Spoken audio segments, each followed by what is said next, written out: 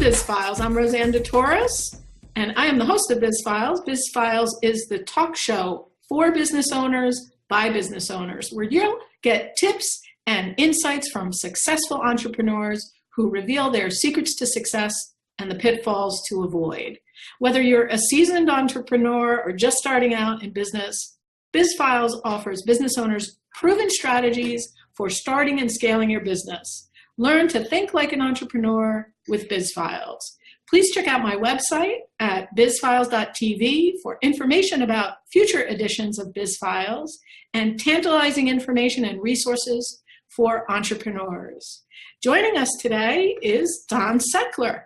Don is the CEO and Chief Strategist of Peak Inbound Marketing. Don has been monetizing digital marketing for the past 20 years, even before Google existed. His company helps businesses get more highly qualified leads from their websites. Welcome, Don, and thank you for being with us today. Oh, thanks for having me. Good to be here. So it's great to talk to you, and I'm sure every entrepreneur wants to know, what is SEO? But before we get to that, I'm curious about your history and how you got to this place of being an entrepreneur, being the CEO of your own company. How did you make that segue? What motivated you to leave your employment and start your own company?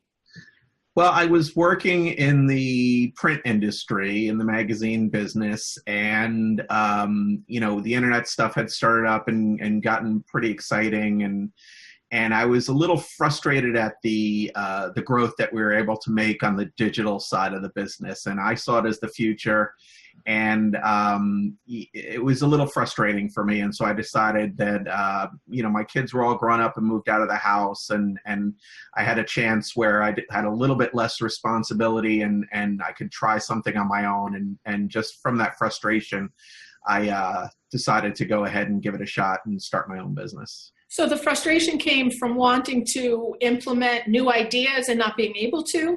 Yeah, yes. And I knew that the digital side of the business was going to become increasingly more important. That was about 5 years ago. So at this point now, kind of everybody sees that. But at that point, I was the resources weren't there in order to do the growth that I wanted to try and do on the digital side. And so your business is about 5 years old? Yes. Yeah, actually 4, but yeah. Okay. So how do you get your customers? Where do they come from? It's a mix. So, we do generate leads from our own online efforts, but still the bulk of our business comes from referrals. We do a lot of face-to-face networking and, spend a lot of time building up those relationships, and those relationships have been very, very productive for us. And where do you spend your time networking? Mostly at the Morris County. How did you decide where to do that? When I first started the business, I had no idea what networking even was, and someone invited me to the Chamber of Commerce in Morris County, and I went there, not even having an idea what the Chamber of Commerce is or what they do, and so I quickly learned how to network, and I'm a fairly outgoing person anyway, so it was kind of natural to me. But that's the bulk of my networking is through actually the local Morris County Chamber of Commerce. Okay. And so did you have any trouble when you walked into the first meeting, networking event, reaching out your hand and engaging in a conversation? How did you know what to say to people and, your elevator pitch and all that, Yeah. I mean, the elevator pitch came over time. It was probably really bad the first meeting. But I have no problem walking up to complete strangers and introducing myself. So, of course, I still had that. You always have that hesitation inside of you, and I understand that some people it's stronger than for me probably. But I always have an easy time starting up a conversation with people, so it wasn't a huge roadblock for me. So the takeaway there is that the personal relationships you've developed have really been the life force of your business. They have been, and yeah, I just kind of rethought about the networking thing. One of the things I do now when I go to a networking event is look for the person who's not talking to anybody, kind of standing on their own. My attitude is they're probably a bit of a wallflower and just need somebody to help make them feel a little bit more comfortable. So that's my thinking now is when I'm trying to meet new people, try to identify people who aren't already engaged with somebody else. Yeah, and I think that's probably true. There's plenty of people in the room that are, or many people are uncomfortable as you may feel. So Sure. don't worry about being uncomfortable because there's probably plenty of other people in the room that are just as uncomfortable as you are. Exactly. I think it does help though to have kind of an idea of what you want to say to people because they're going to ask you, what do you do? Why are you here? How do you know, are you a member of the chamber? How long have you been a member of the chamber? So I do think sometimes it's good to have that stuff, some kind of preparation before you get into the room. Yeah, I like to ask people about who they are, what they do. The elevator pitch thing I really worked on it. I was in a BNI group for a couple of years when I started. That helps you because you do it every week and you refine it and work on it. And I think it's something that it takes time to really kind of finish it and get it to where you're real happy with it. So it's always good to just practice and see what people react to. Yeah, exactly. I also think that asking a lot of questions is a good way to put people at ease in those environments, and getting them to talk about themselves and even things that are not related to their work sometimes. I think that helps people get comfortable and gets you away from, what do you do and why are, what are you looking for kind of thing. Right. Yeah, I don't like to do a sales pitch when I'm networking. If somebody asks me what we do, I can give them the elevator pitch. But, it's funny. I was at this one networking event a couple of months ago, and it was a local event, small group. And there were some younger people there, probably mid-20s or so, and they were from one of the big office stores. And they were just selling like there was no tomorrow. You'd shake their hand, they'd have their card in your hand, and they were trying to figure out, what can I do for you? We can beat this price. And I'm like, whoa, slow down. We don't even know each other. And so, I always treat it as an opportunity to try and meet people and make friends and find out more about them. Yeah. And I think, too, the key is how you can help other people and not really what you're out there looking for. I think that's business karma really does work in those situations. Yeah. So let's get a little deeper into what you do and how you do it and how you help businesses grow. So what is, for somebody who doesn't know anything about search engine optimization, what does that really mean? What is that? So it's really making your website more visible in Google search. So unfortunately, it's not build this and they will come anymore. You have to really work at it, and everybody's already doing this. It's a game of king of the hill to a degree. But it's also about targeting. So it's also about understanding who are you trying to reach and attract, and what are their specific needs and problems that you solve. And when you have content on your website about those things, those are the types of things that people first search for when they have a problem. So if, for example, you're a divorce lawyer, you may want to target people who are wondering about how does finances work with divorce. So those people have specific interests that if you have content on your website that answers those questions that they'll ask in Google, that will show up in Google and they'll come to your website, and you can then hopefully move them into a marketing funnel that will turn into. How do you know, though, what those phrases are, or what comes first? Do you create the content and then you search that you figure out what people on Google are searching for, or where would somebody start? That's just just start with the audience. So really identify that person, figure out what makes that person that you're trying to target different than the people you're not trying to target. What are those things they would look for?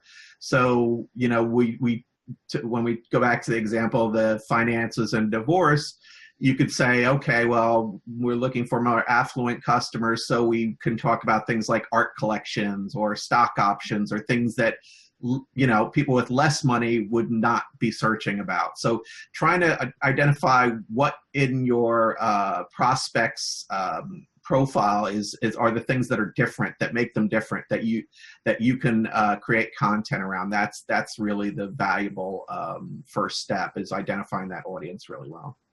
One of the things I believe you actually instructed us to do was to write down the things that our customers ask us. Right. And that became kind of like the list of pain points. And I think that would work for anybody. Would you agree? Pretty much. What are the things that people ask you when they call? Those are the things that people are concerned about. Right. And if you get a lot of those questions frequently, well, then everybody who meets you is asking you those questions. That means everyone who's not meeting you is Googling them. First thing people Google is answers to questions.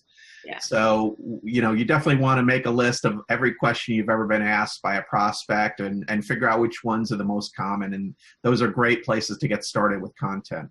Why do you have to keep reevaluating your SEO? Why can't you just do it once and forget about it? That would be great and really easy, but unfortunately, Google changes the algorithm that decides how pages are ranked. It's pretty much changed daily at this point.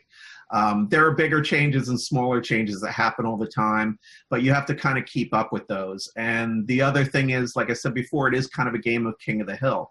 So while you have 5 or 10 competitors in your area, they're all doing this all the time. So you need to kind of keep up with everybody and make sure, if you set it up and let it go, it'll go okay for a while, but then you're going to see it drop off after a while as you start to fall behind.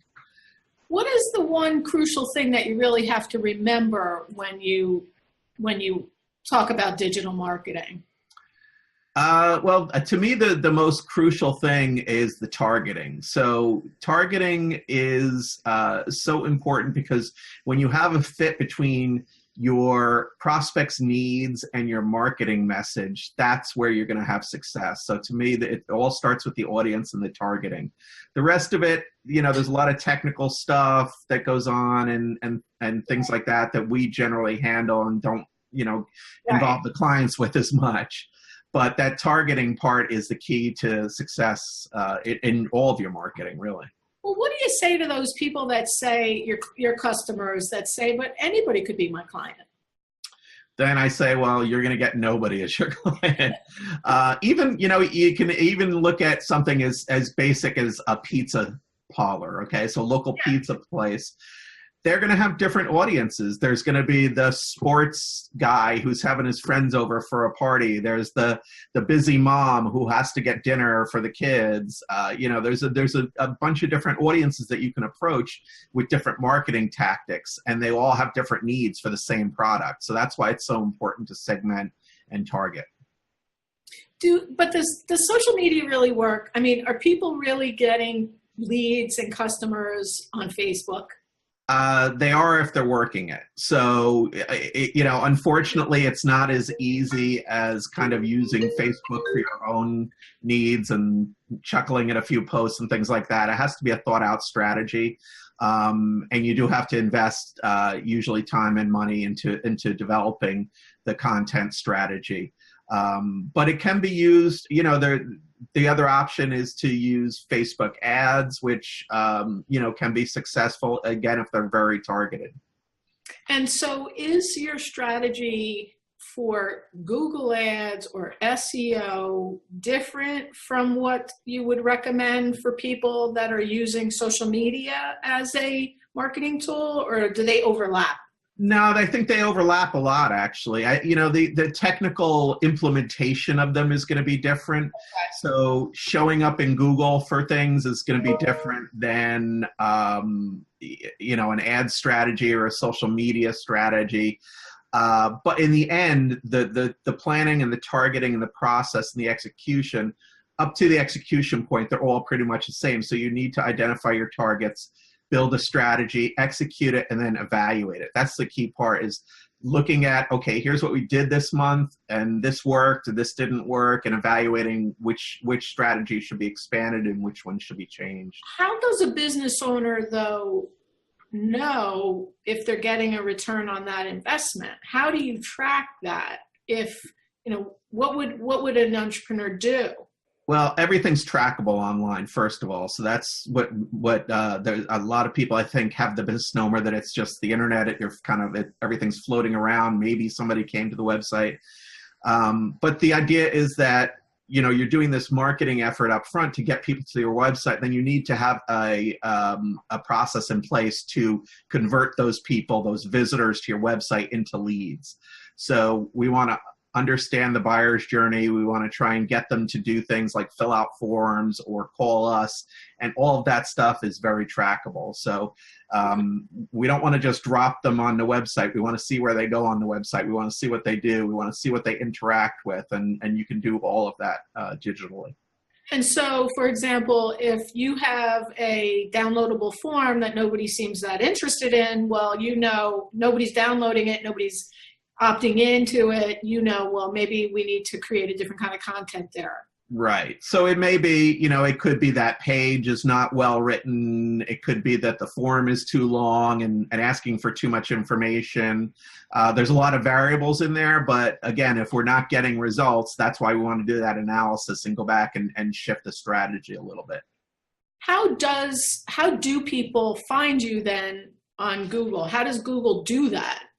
Well, how does Google decide, I'm on the first page or I'm on the second page of a search?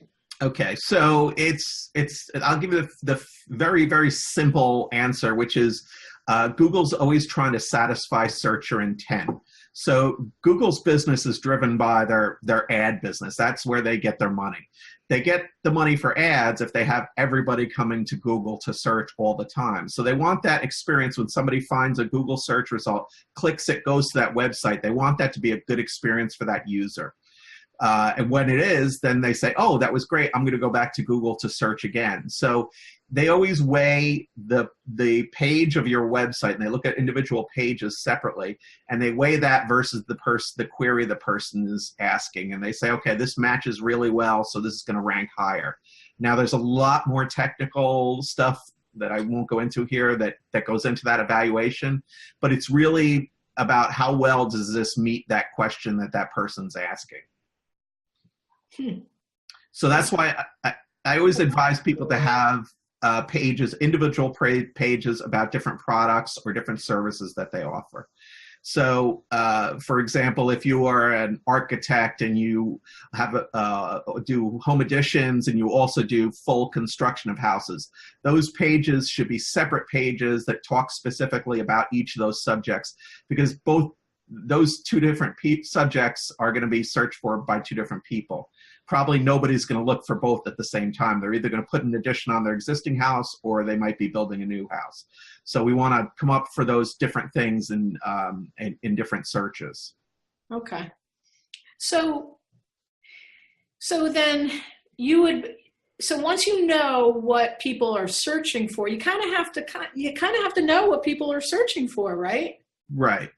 And how do you find that out? So we take the audience persona that we've developed and we start to think about, okay, what are some of the things they would search for? And then we use tools that Google actually provides. There's actually the best one is the Google Keyword Planner, which is actually part of Google AdWords.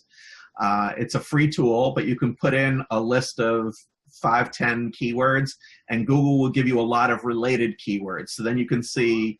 And you see how many times people search for them. You see how much competition there is. You see what the cost per click is if you use Google AdWords. So you have all this data, and you can go through it then and say, okay, we can group these things. They all kind of mean the same thing. And say, oh, there's a lot more searches for A than there is for B, and so we want to focus on A maybe first. So this is more complicated than I think most people think it is. Yeah, it takes a lot of work, and it's a lot of work on an ongoing basis. So, yeah. It's not a fix it and forget it system. Not really, no. Not like your crock pot. Tell me about, let's go back to Facebook for a minute. And what are the best strategies for people, entrepreneurs, thinking about using Facebook as a marketing strategy? Well, again, Facebook has, there's two ways to do Facebook. There's Facebook organic, which is just kind of posting on Facebook. And then there's Facebook ads. Now, Facebook has really reduced the amount of visibility that business pages have organically on Facebook. So when your business posts something on Facebook just out to your followers, a very small percentage of those people actually see that content. And the reason for that is that Facebook wants to push you to use ads. Right. So now if you get a lot of engagement on your posts, then Facebook will show a little bit more people your content. The best content is content that people will share. So it takes some work, and you have to do some creative thinking. And you want to create content that touches people in a very base way. So it could be content that's funny or cute, like you'll see like videos of baby goats and things like that. Stuff like that gets shared all the time because it really touches people, and they either laugh or think, oh, this is great. Or political, where people have an anger or a happiness about something, or they feel very strongly. So when you touch people in a base way, in a strong manner, they usually are going to share or interact with that content. So it's a little bit tougher to do that with businesses. But you can, there are some creative things that can be done, but it does take some resources in terms of time and strategy and testing and seeing how that works. So that's the organic stuff. But otherwise, you can buy ads, right? Right. Yeah. And so it can be as targeted as Google ads? Yeah. So the difference between Google and Facebook ads is Google ads, you're targeting what people search for. So they're telling you, I'm looking for this, so you can show your ad when they look for that. On Facebook, you more target who somebody is. So what's their age? Sorry? Like a demographic. Could be a demographic, yep. It could also be what they like. So, for example, like I play guitar and I like the New York Giants, so I see ads for New York Giants t-shirts and guitar stuff, things like that on Facebook, because they know from my Facebook posts that those are things that I'm interested in. So you can also, both with Google and Facebook, the ads can be isolated to geographies. So you can select zip codes, states, whatever you want to do. On Facebook, you can select people by age, gender, pretty much any demographic category, including big data information like income or vacations or, what kind of car you drive, all sorts of things like that. So it's pretty targetable. And again, you want to do this and test and see what works. So a lot of times if we have an ad running, we'll run 3 or 4 ads at a time to the same audience to see which one catches their interest the most, and then turn the other ones off so that the more productive ads are the ones that are generating the clicks. Clicks are everything. They are. They're a start to everything, yeah. And that's how they charge you. So if Facebook charges you for an ad, they charge you every time somebody clicks on it. As opposed to a post boost, which is an impression-based ad, basically. So that when you boost a post on Facebook, they just show it to 1,000 people or whatever you set the metrics to there. What's the difference between SEO and SEM, search engine management? What is that? Yeah, so it's SEM is search engine marketing, actually. So that's actually Google AdWords. Okay. Yeah, so it's showing ads. If you look at a Google search at the top, you'll see usually 3, maybe 4 ads at the top. Right, it says a little green ad thing on the left-hand side. So that's search engine marketing. So those people are paying to be in those positions, and when you click on that, they get charged anywhere from 10 cents to $50, depending on a lot of different variables. And then search engine optimization is for the organic part of Google, which is everything below the ads. So usually there'll be 10 organic positions on the first page on Google, and you're trying to rank for how well Google feels your page fits with that query. Okay. When I search sometimes on Google, let's say pizza, I put in pizza in the search word as a search word, a map comes up. Right. How does a business get on Google, to show up on the map in Google? It's extremely challenging, first of all. Really? Yes, it's very, very hard to get on the map. And for a couple of reasons. They used to have about 10 slots on the map back in the day. Now it's down to 3 slots.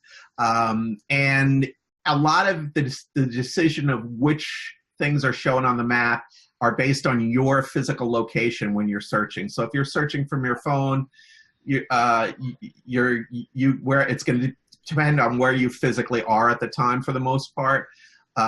There are some basic things that you can do, like make sure that you have a Google My Business page. That's number one.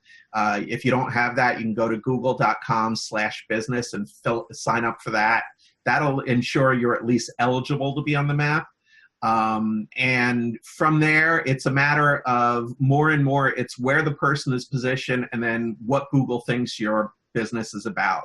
So it has a lot to do actually with the content on your website, and is it accurately talking about what your business is?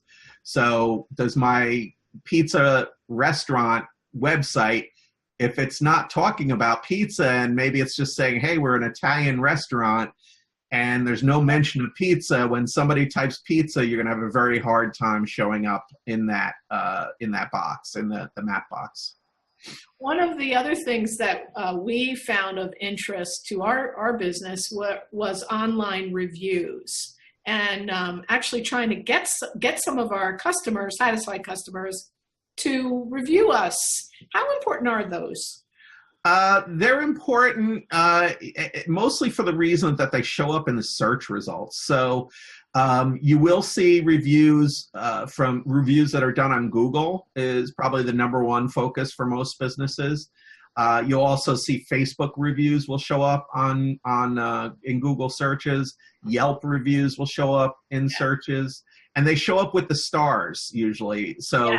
Yeah, so you want to, obviously, it's always good to have more. You don't want to spam them, get them too fast. You have to get them at a gradual pace. Otherwise, the company, whether it's Google or Yelp, who's doing the reviewing or the review sites, will see it as spammy and not count those reviews. So we encourage our clients to do Google, Facebook, possibly Yelp, but you're not supposed to technically ask for Yelp reviews, so that's a little tricky. It's also good to have reviews at other sites. So for you, like if there are lawyer sites where there are reviews, those will sometimes show up. Almost out of time. I've got a couple of questions I want to ask you kind of in rapid fire format. Okay. I told you the questions in advance. So you ready? Sure. Okay. What's the best advice you ever received? To set goals, make a plan to get to them, and then learn from your mistakes. If you had a superpower to help you be successful in your business, what would you want it to be and why? The ability to instantly recognize A players, like the best people you can hire, just because, good people makes for good results. What's one personal habit that contributes to your success? I have a really good ability to follow through on what I say I'm going to do. And if you weren't an entrepreneur, what profession would you like to attempt? Actually, a comedian, because I love making people laugh. And I don't mind getting in front of a room with a microphone either. So. Awesome. How about you share a parting piece of guidance and let the audience know how they can contact you? Okay, great. So the #1 thing is you should create content for your website, and it should be content that helps your prospects. Don't try to sell to them. Help them and sell to them when they're ready to buy. And if people want to get in touch with me, just come by peakinboundmarketing.com, and all of our information is right there on the website. Wonderful. Thanks, Don. We're out of time today, and I want to thank Don Seckler again for joining me on Biz Files. And to everyone listening or watching, thank you for joining me for this edition of Biz Files, the talk show for business owners by business owners. Please visit my website, bizfiles.tv, where you'll find information about future editions of Biz Files. That's all for now. I'm Rosanne DeTorres. Until next time.